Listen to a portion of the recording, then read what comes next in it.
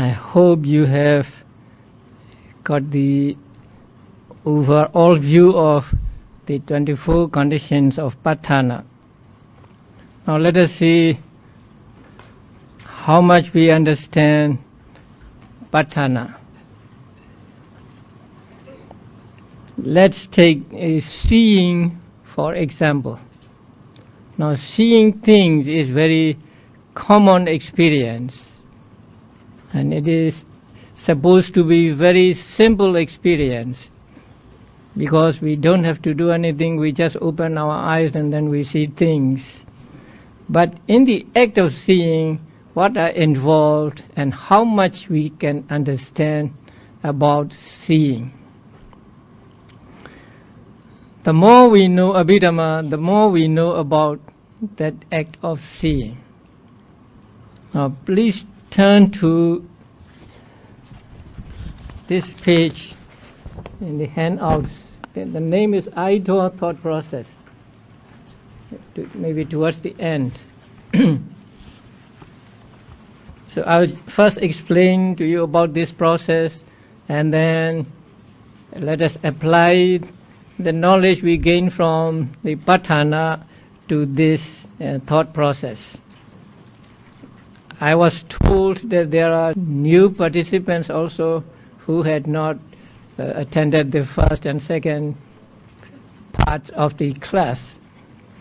So for them it may not be so easy to understand. So when we see something, now there arises in our mind a thought process, a series of chittas, or a series of consciousnesses. And it is said that material thing, matter lasts 17 times longer than mental states, or 17 times longer than consciousness or citta. So consciousness lasts for only one moment, one very brief moment. And how brief? It is said that there can be billions of thought moments in a second. So consciousness lasts for just one moment, but material properties last for 17 thought moments. First, please understand that. So if it is a matter, then it must last for 17 thought moments. Now, a visible object, the object we see. Now, the object we see is matter. So that object lasts for 17 thought moments. In this diagram, the first line says present visible object. And this is the object of viti chittas. Viti means thought process, those that are included in thought process. And then second line, a short line with K, Kn and Gn. And this is another kind of object. K represents karma, and Kn karma nimitta, and Gn gati nimitta. Now it is taught in Abhidhamma that some types of consciousness take either one of these as object. Now K means karma, Kn means in Pali karma nimitta, the sign of karma, and Gn means gati nimitta, sign of destination. So karma means just karma, either good or bad karma. And karma nimitta or sign of karma means the instruments or things we use to perform that karma, or things we use to perform that karma. For example, if the karma is an offering, then the things that are offered, or those who accept the offering and so on, are called sign of karma. The offering itself is karma, and things that are involved in performing that karma are called karma nimitta, or sign of karma. And gati nimitta means sign of destination. Sign of destination means sign of the future rebirth. So one of these are taken by some types of consciousness. And then the third line, there are small circles, and then they are called viti cetas. Those under the line are called viti cetas, and those beyond the line, both preceding and following, are not viti cetas. So they are called bhavangas. So bhavanga is translated as life continuum. They are actually inactive moments of consciousness. So these inactive moments of consciousness take karma or karma nimitta or gati nimitta as object. But the viti cetas or active consciousness can take sight, sounds, taste and so on as object. So suppose there is a visible object. When the visible object comes into the range of the eyes, that visible object, as it were, strikes at the flow of bhavangas. And after it strikes, the visible object strikes the flow of bhavanga, that flow of bhavanga stops. And after the flow of bhavanga stops, the active thought moments take over. So this is a typical thought process. So in this diagram, now the first three small circles, and you see the BH under it. So that means that is bhavanga. And then after that there is an A. So A is also the bhavanga. It is called in Pali Atita bhavanga, bhavanga that has passed. And then there is a C. It is also a bhavanga. It is vibrating bhavanga. So when the object hits the mind vibrates. The mind shakes. So that is shaking. C is shaking bhavanga or vibrating bhavanga, and U is arrest bhavanga. Bhavanga that stops. So this is the last of the bhavanga, and after that there will be no bhavanga. So it is called arrest bhavanga or cut off bhavanga.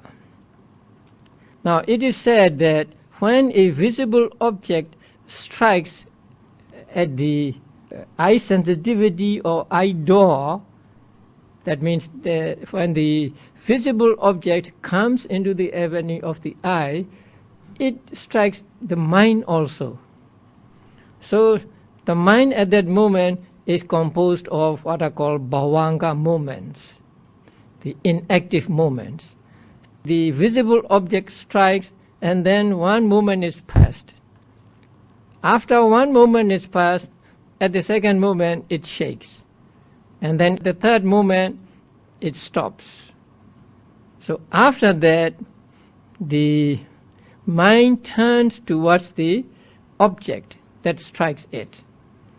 So that is represented here by a P. These are all for Pali words. So it is, the P is 5 sense door adverting. That means turning to the sense object. So at this moment, the mind turns to the sense object. Before that, mind is in an inactive state, and just one moment passed, and then one moment shaking or vibrating, and the last moment stopping. So after this stopping, the mind turns to the object, here present visible object. After turning to the object, next one is CK, that means seeing consciousness. So it is at this moment that we see the object. So before that moment we do not yet see the object, although the object is there. So there is seeing consciousness. After seeing, there is the receiving consciousness. SP here means receiving. After seeing, the mind receives or accepts the object. So there is receiving. After receiving, there is investigating consciousness. And after investigating, there is the determining consciousness. And after that, there are 7 J's. So during these 7 moments, there is the full experience of the object. They are in Pali called javanas. And this word is also difficult to translate. Although it can be translated into English, I think English is as alien as the Pali for most of you. So it is better to keep the Pali word than following the English translation, like impulsion. So some translate it as a perception, and some translate it as impulsion. Both are difficult words. So let us just say javana. So at these moments, the object is fully experienced. And it is said that normally there are always 7 javana moments. After the javana moments, there are 2 T's. T means registering consciousness. That means actually following the javanas. So two registering consciousnesses, and then that thought process stops and bhavanga takes over again. So there may be many moments of bhavanga again. Now, if you count from A to the second T, how many do you get? 1, 2, 3, 4, 5, 6, 7, 8, 9, 10, 11, 12, 13, 14, 15, 16, 17. So with the cessation of second registering, the present visible object disappears, because present visible object arises with A, past bhavanga, and it arises and it exists for the whole duration of 17 thought moments, and when the 17 thought moments are complete, with the cessation of the second registering consciousness, visible object also disappears. So this is what we call idor thought process. It is seeing thought process. So when we see an object, this thought process arises in our mind. And also here, although they are shown here as a line of zeros and so on, at one moment there is only one consciousness. So at one moment there can be only A or C or U or P and so on. Not that we can have the all 17 thought moments at the same time, but we have to show the process in this way so that we understand. So this is the thought process of seeing. But do not think that you have seen the object clearly with this thought moment. What you see is just a visible object, not yet, let's say, a flower, not yet a flower. Say you think you see a flower right away, but what you see is not flower yet during this thought process. So what you see is just a visible object, something that can be seen, not yet a rose. So in order to understand that it is a rose, you have to go through many more thought processes, but they are too complicated. So let us just take this one very simple thought process.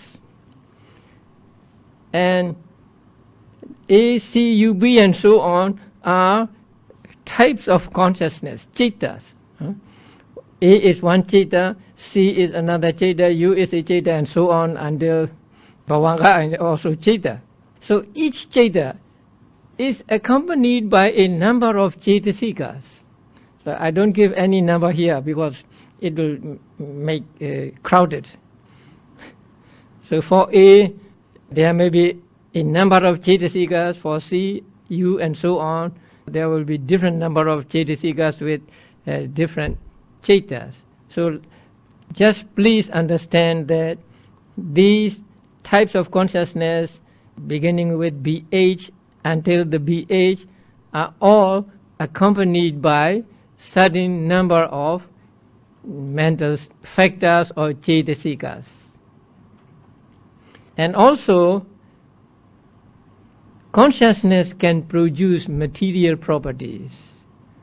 So, at every moment of these Cittas, the Citta-born material properties are produced. Cittaja Rupa means Citta-born Rupas, Citta-born material properties. That means material properties caused by Citta.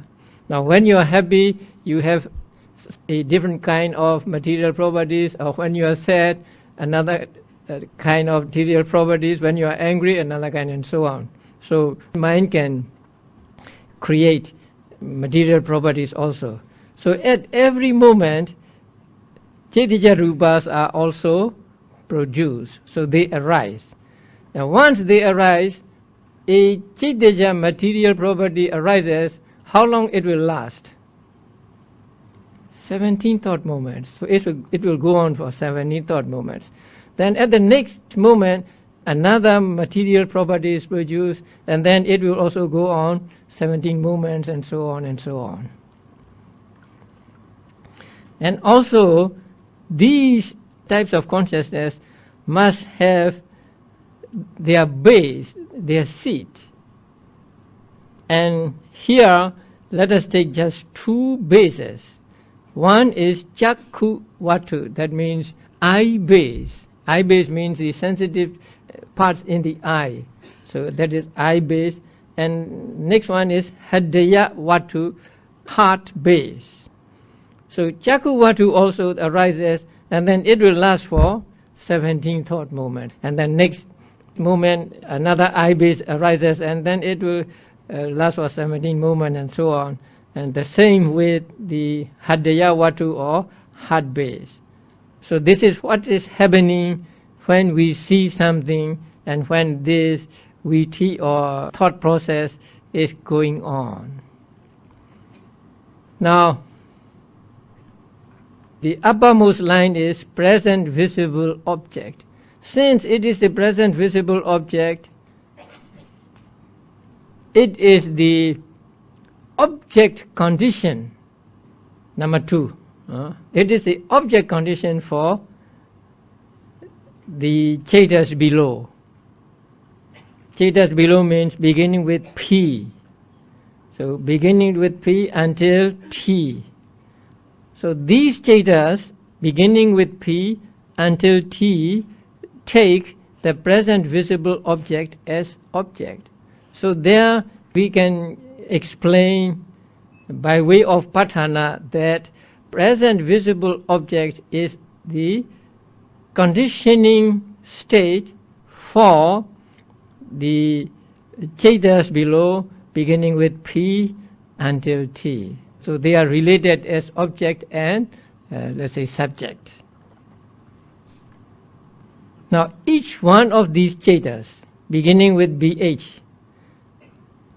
when BH, the left side BH, when BH disappears, in its place A arises. And then A disappears and C arises. C disappears and U arises. U disappears and P arises, and so on. So what condition can we have here? You remember? Say number. Number 1 or 2 or 3 or 4 or 5? Number 4, right? So, Anantara, we can have Anantara condition here. A and BH is the another condition for A is another condition for C, and so on. So this relation we can explain through the knowledge of the conditions. So when there is number 4 condition, there is also number 5 condition. So here BH to A to C, C to U, and so on, there can be proximity condition as well as contiguity condition. Now P, 5 sense door adverting, belongs to the rootless types of consciousness. This one. So P represents that type of consciousness. So it is called 5 sense door adverting.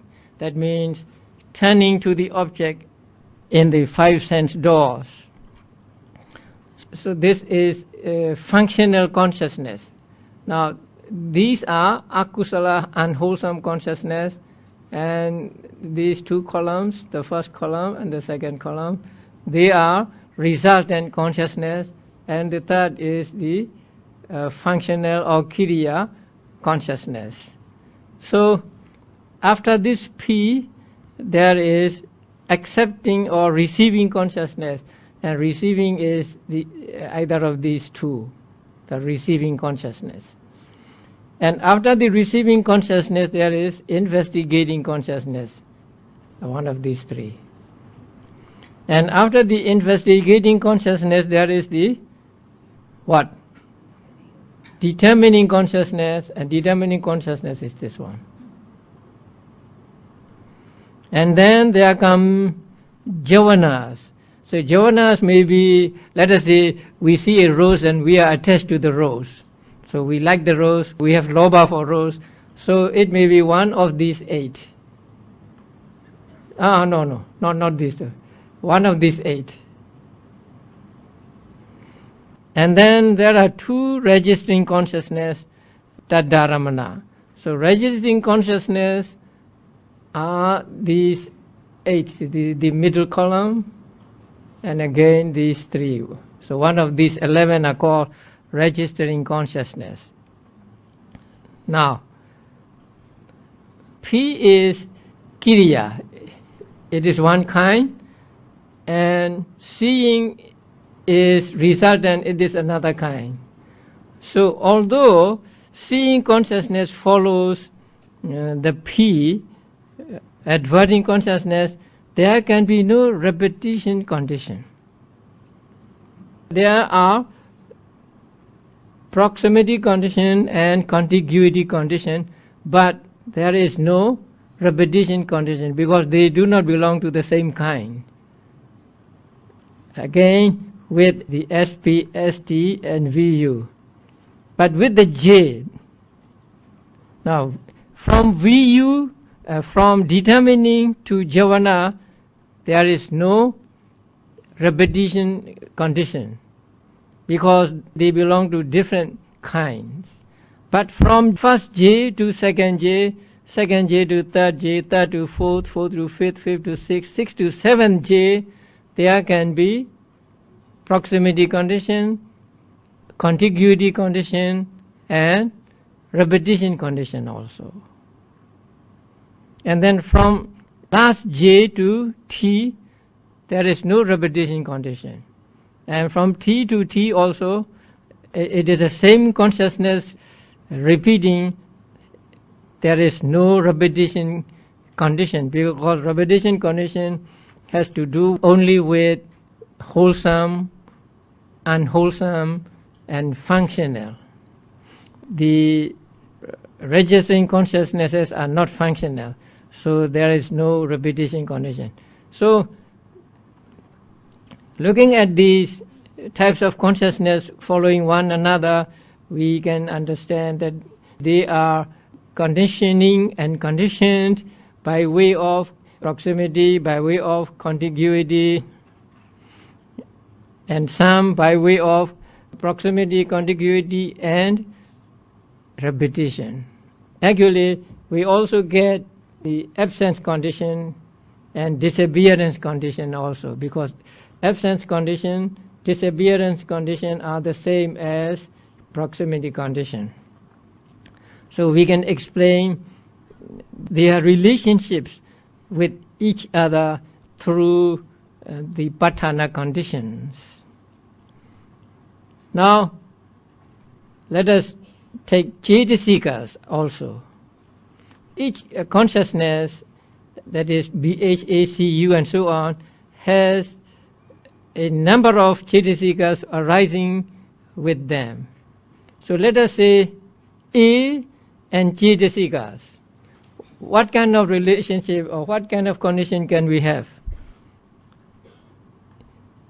A to Cetasikas. They arise together. So there can be cognizance arising together. And they support each other.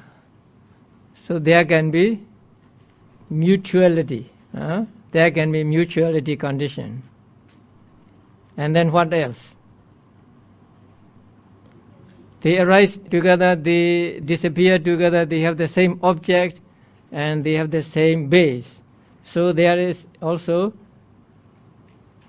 association condition also, condition between A and Cetasikas, and the same with C and Cetasikas, U and Cetasikas, and so on. So we can explain the relationship between the consciousness and mental factors in this way. And at every moment there is a material property produced, or Chaitya Rupas here. So A to Chaitya Rupas, what condition can there be? They arise together. So there is the cognizance condition. And also they arise together, are they associated or dissociated? Dissociated, because the mind and matter cannot be associated. So there is dissociated condition also with the Chaitas, with the Chaitya Rupas or Rupas born of Chaita. And then these Chaitas must have their bases or their seats. Now, just as we need a seat to sit, the consciousness needs a seat to arise. If there is no seat, consciousness cannot arise. So, what is the seat of seeing consciousness? The eye. And the seat of hearing consciousness, ears, and so on. But there are some types of consciousness that have the heart as the base. So, first, let us see Cakkuvatu or eye base. And eye base is a seat of seeing consciousness, CK. So, eye base is the seat of seeing consciousness. So, between seeing consciousness and eye base, what condition can we have? Now, please remember that eye base arose and is existing when seeing consciousness arises. In Pali, Purejata, pre-nascence, right? So, Cakkuvatu or eye base arose before seeing consciousness arises. And when seeing consciousness arises, it is still in existence. So there is the pre-nascence condition. And since seeing consciousness is consciousness and eye base is material property, there is a dissociation condition also.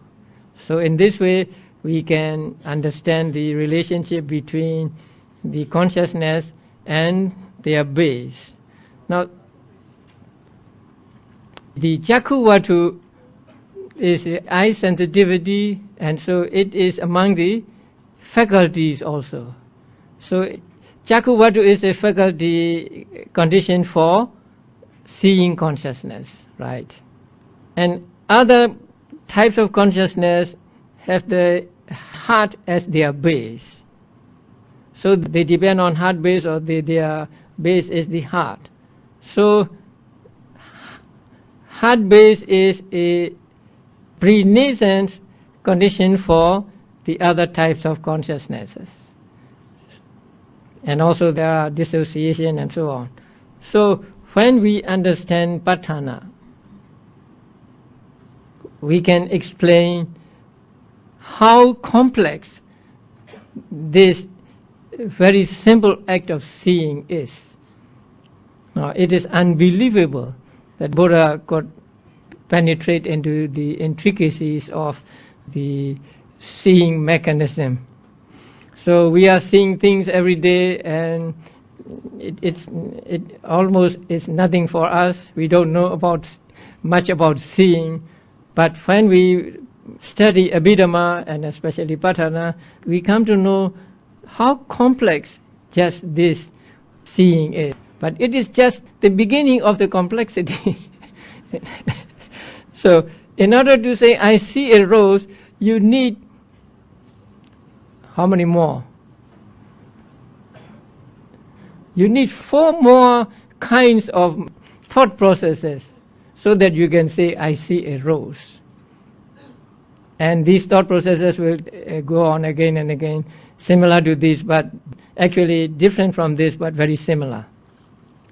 So when we understand Abhidhamma, we know these things very intricately, and also we know how they are related, and so we see that there is no agent or no person or no higher authority administering this seeing. Seeing just arises, and seeing arises because there is the visible object, and because there are the eyes, and then they come together, and then seeing arises.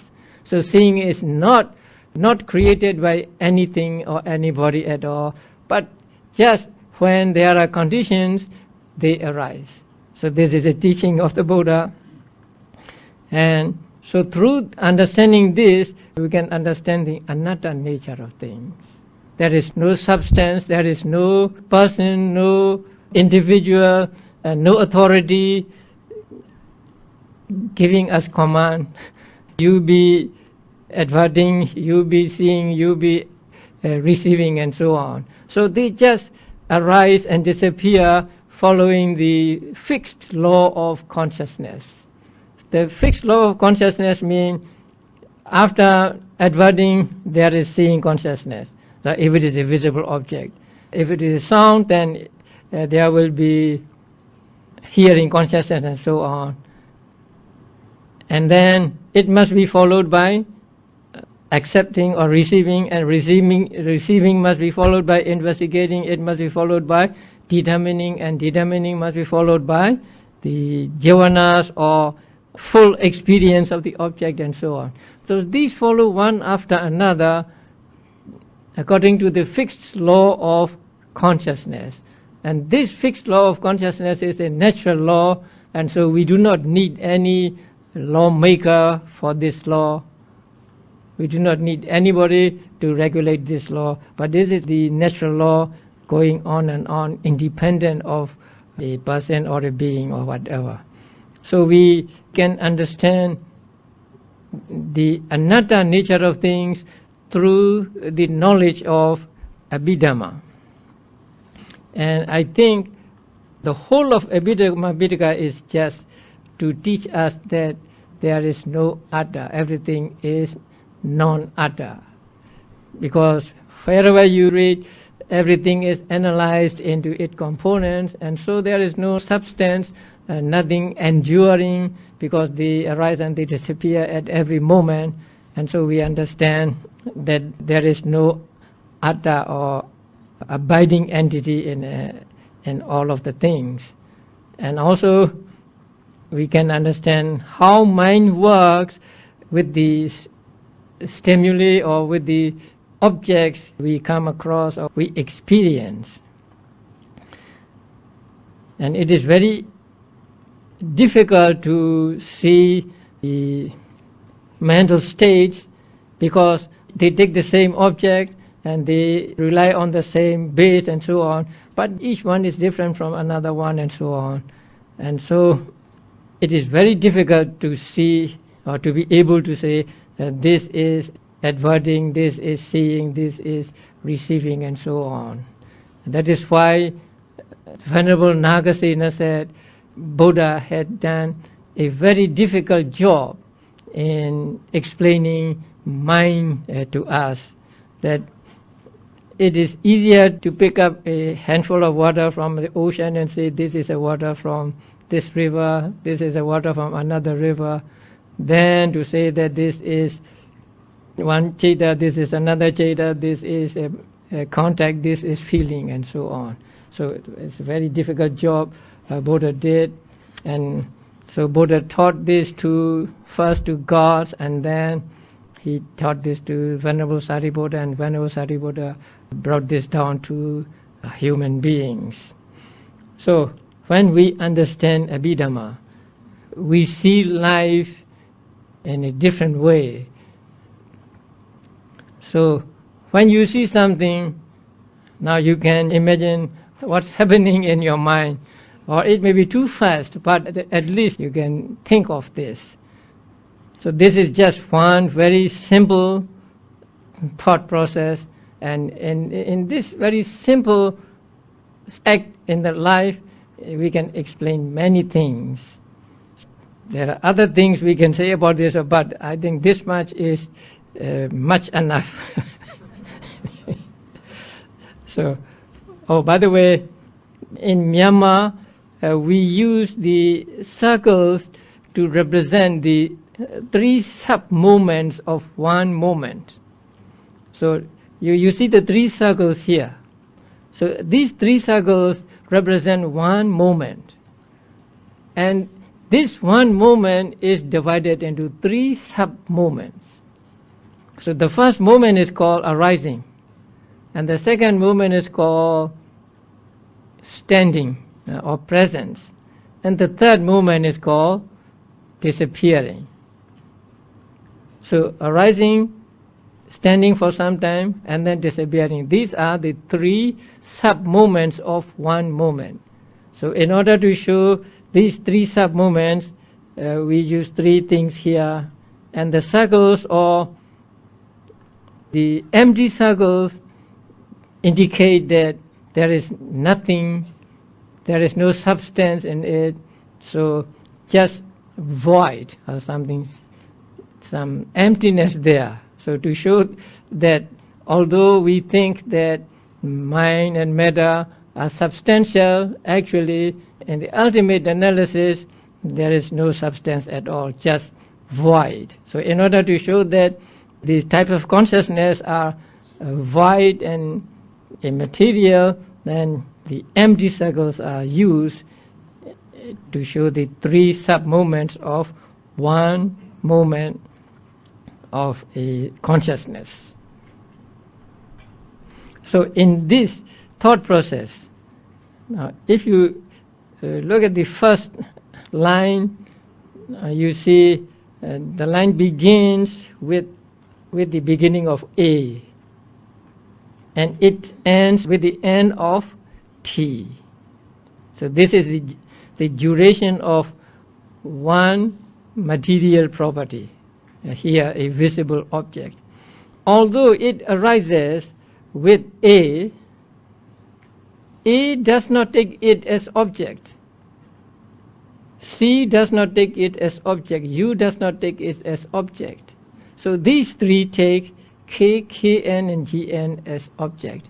So this is also a fixed law, that the bhavangas take karma or sign of karma or sign of destination as object. So during these three moments, the present visible object is not taken by these three bhavangas, these moments of life continuum. Only when it comes to P or adverting does the consciousness take the present visible object as object, and then it goes on until the end of the second registering consciousness. So with the end of the second registering consciousness, the present object disappears. So that is the end of one thought process. So after the thought process comes the moments of bhavanga.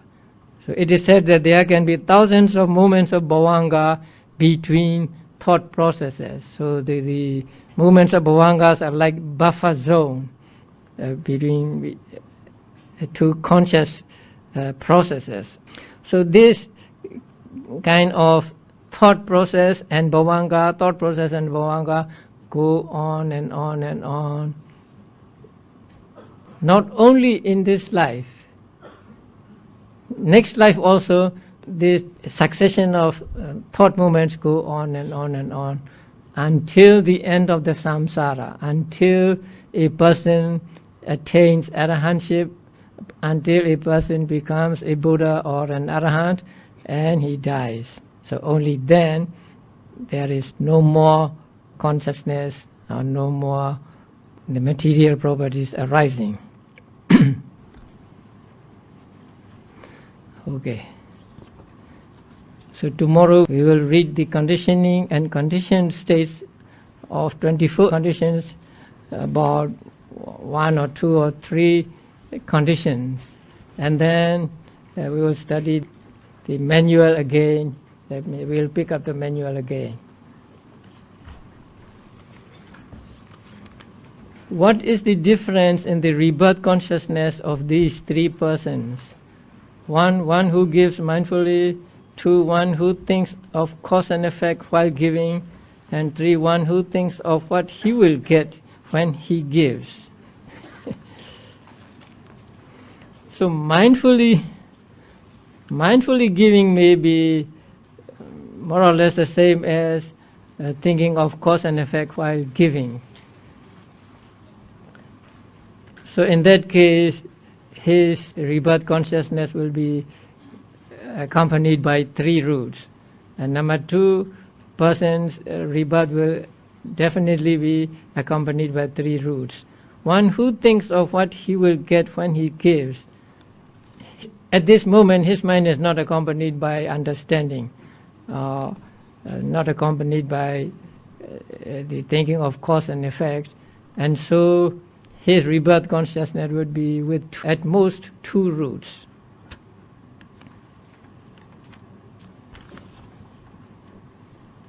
It is a common practice of Buddhists to share and transfer merits from performing meritorious deeds to loved ones and deceased relatives. A. Is this belief valid? Now, I use the word share instead of transfer. It is not transference of merit. It is actually sharing the merit.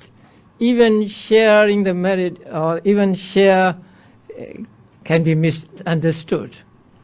So, but there is, I think, no better word than share, and so I use the sharing of merit instead of transferring merit. And sharing merit means not giving your share to another person.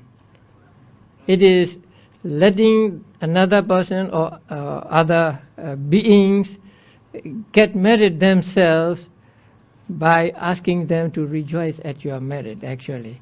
So when you say, may this merit be to you, or something like that, or I share merits with you, that means please rejoice at this merit and get merit yourself. And then the merit that they get themselves will give them results. So this belief is valid. This is a Buddhist belief, or Buddhist practice, that people share merits with loved ones or deceased ones, or with all beings whenever they perform a meritorious deed. And it is good, and I would recommend that you share merit with all beings whenever you perform a meritorious deed. You may think that it is a very small act of merit and you don't need to share merits.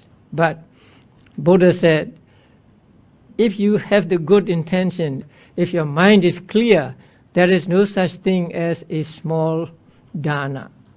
So what is important is the quality of your cetana, the quality of your intention, and not the quality of the thing given. So you may just offer a flower to the Buddha. A flower you can get even without paying anything. But if you offer this flower to the Buddha with your mind clear and with the understanding of the law of cause and effect and so on, then it can give great results. So whenever you do a meritorious deed, please share merits with all beings.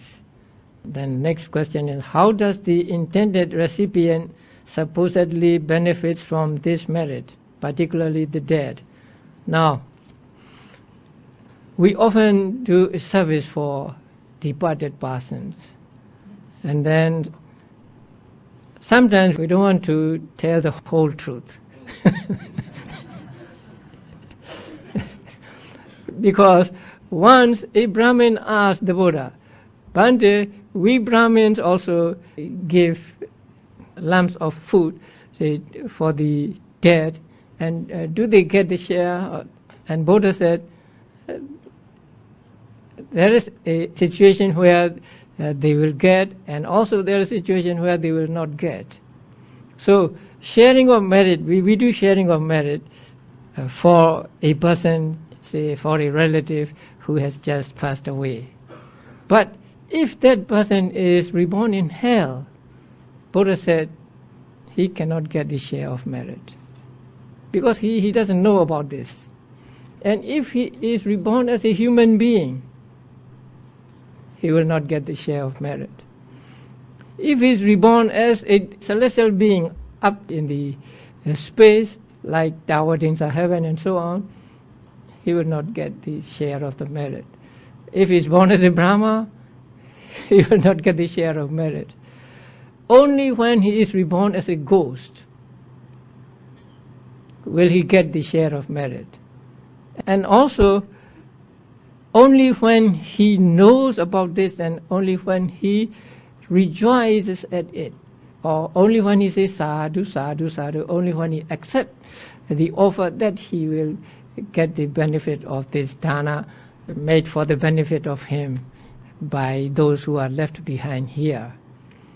So that is why when you do an act of merit for the loved ones or your relatives who have passed away, please do not confine to them only.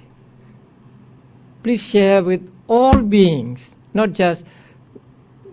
That is why I am a little sort of uncomfortable when people say, Idam wo nyatinam hotu sukhita hontu nyatayo.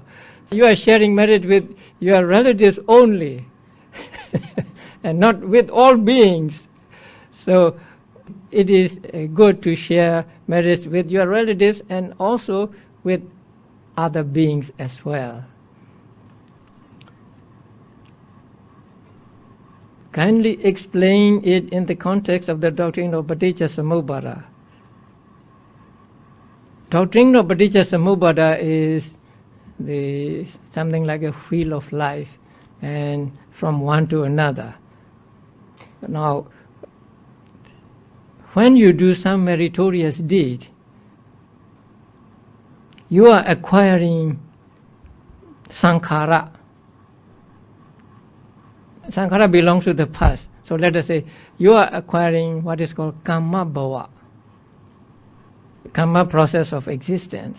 So this karma bhava will give results in the future, in the next life, at the moment of conception as well as during life. Which of the 12 factors relate or suggest that by such practice one can break the link of existence? he cannot break the link of existence that way. The only way he can break the existence is practice of mindfulness. So you practice mindfulness and you can break the wheel at the place between feeling and craving, right? So between feeling and craving is the place where you can break this link. Because the others you cannot. They will go on and on and on. But it is a place where you can break the link, and that is between Vedana and Tanha. So you have Vedana, you have good feeling, but if you practice mindfulness, you will not be attached to the Vedana, and so there will be no craving. And you have pain, but you practice mindfulness, and you have no desire for this pain to go away, or you have no desire for the pleasant feeling to come, then you are breaking the link. So only by practice of mindfulness can you break the link. While there is no first cause or first beginning, is there a predominant factor among the Paṭṭhāna? Now, there are two roots in Paṭṭhāna. I think we already learned that. The ignorance is the one root of one part, the first part, and craving is the root of another part. So these two are the predominant among the Paṭṭhāna factors. Which factor or factors would be the more practical one among the Paṭṭhāna to cultivate towards eliminating? I think mindfulness is the only thing, not these factors. These factors just go on and on and on. And so, as I said before, you can break this process only at that moment when you have Vedana and let yourself to get Tanha on Vedana. Do animals go through the same thought process? Seeing thought process, yes. But more complicated and more sophisticated thought processes, they may not have.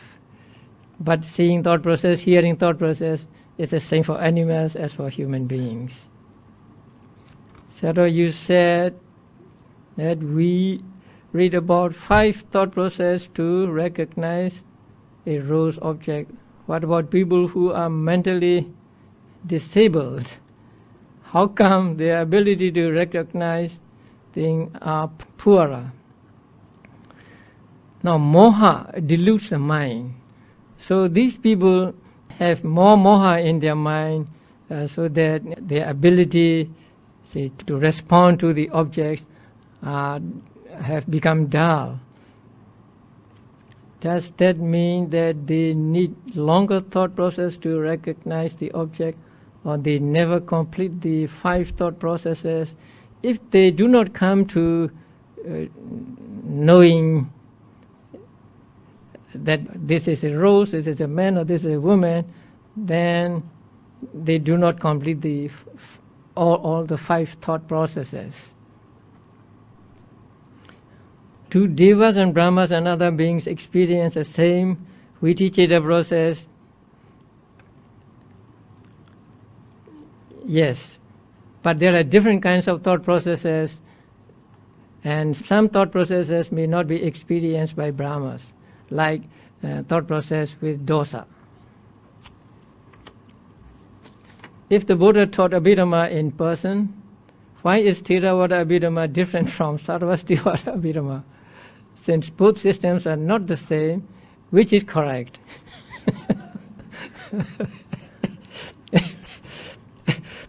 I'm a Theravada Buddhist monk, and so naturally I will say Theravada Abhidhamma is correct.